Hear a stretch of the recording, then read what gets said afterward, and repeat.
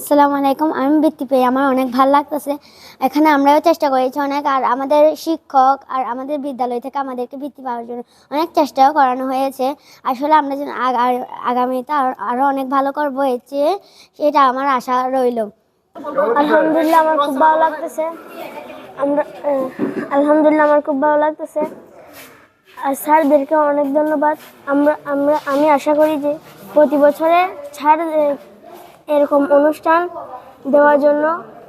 মানবতার জয় হোক, বৈষম্যে নয়।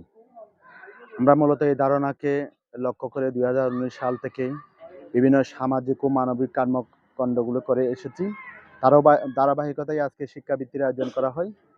শিক্ষাবৃত্তির উদ্দেশ্য হচ্ছে এই এলাকায় পিছিয়ে পড়া ছাত্রছাত্রী শিক্ষার্থীদেরকে শিক্ষামুখী করা, শিক্ষার প্রতি আরও ধাবিত করা। মোটামুটি আমরা সফল। আমরা এই ধরনের কর্মকাণ্ডগুলো আরো ভবিষ্যতে এগিয়ে নিয়ে যাব। আমাদের সংগঠনের সকল সহকর্মী, সকল সদস্য সবাইকে সাথে নিয়ে। আমাদের এই দক্ষিণ মেটাছড়ি নাগরিক ফোরাম 2019 সালে প্রতিষ্ঠিত হওয়ার পর থেকে আমরা এলাকার পিছিয়ে পড়া এবং অসচ্ছল মানুষগুলোকে এগিয়ে নেওয়ার জন্য বিভিন্ন প্রোগ্রামগুলো হাতে নিচ্ছি।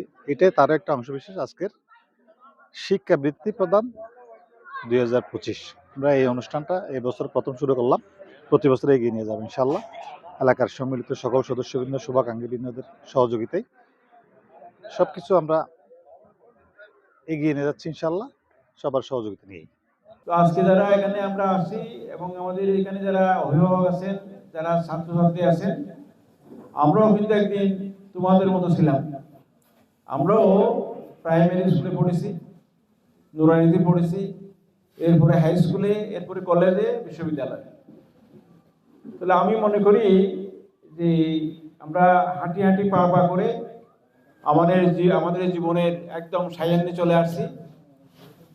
এখন দেশের ভবিষ্যৎ আমাদের সামনে যারা বসে আছেন, আমাদের ছোট্ট মা বাবা যারা আছেন, যারা ছাত্রছাত্রী, আজকে যারা এই যে বৃত্তি প্রদান অনুষ্ঠান, সম্বর্ধনা অনুষ্ঠান, আজকে যারা সম্বর্ধিত হবেন, এমনও হতে পারে এই আমরা যারা হল রুমে যারা আমাদের ছাত্রছাত্রী ভাই বোনেরা বসে আছেন, সেখান থেকে একদিন এই এলাকার চেয়ারম্যান হবেন, এই এলাকার এমপি হবেন, এবং ওনার মতো একজন নির্বাহী অফিসার হিসাবে বিভিন্ন দেশের সেবা করবেন, মানুষের সেবা করবেন, জেলা প্রশাসক হবেন, জেলা জজ হবেন, বিচারপতি হবেন, সাংবাদিক হবেন। এই এখানেই আছে, এই আমাদের ছোট্ট মা এবং বাবাদের মধ্যেই এই প্রতিভাগুলো লুকিয়ে আছে। তো আমরা যারা বড় অভিভাবক, ইএনও মহোদয়, শিক্ষা অফিসার মহোদয়, চেয়ারম্যান মহোদয়, কালাম ভাই, বিশিষ্ট মুক্তিযোদ্ধা আপনারা যারা আছেন, আমাদের দায়িত্ব হলো এই প্রতিভাগুলোকে নার্সিং করা। শিক্ষা অবহেলিত, ওরা যাদের উৎসাহ নাই, এই বৃত্তির মাধ্যমে অনেক ছেলে মেয়েরা উৎসাহ করে লেখাপড়া করবে। কারণ বৃত্তি একটা বড় ভালো জিনিস, এটা পেলে অনেক শিশুরা খুশি হয়, এটা নিজেদের পরিশ্রমের ফল ওরা বুঝতে পারবে। তো আমরা সবাই মিলেমিশে ইনশাআল্লাহ সহযোগিতা করতেছি।